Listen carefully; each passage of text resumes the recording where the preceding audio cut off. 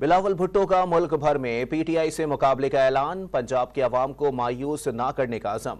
हर एक के लिए यकसा लेवल प्लेइंग फील्ड न होने का शिकवा। दहशतगर्दों को दोबारा आबाद करने की गलत पॉलिसी बनाने वालों के एहतसाब का मुतालबा।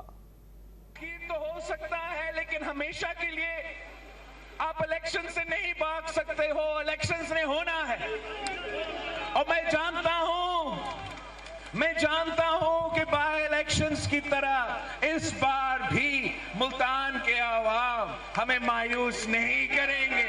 जो सियासी जमातें हैं जो कठपुतली बन के हम पे पहले मुसल्लत हुए और फिर मुल्क पे हमला आवर थे, इंशाअल्लाह ताला हम साथ मिलके ना सिर्फ मुल्तान में उनको हरवाएंगे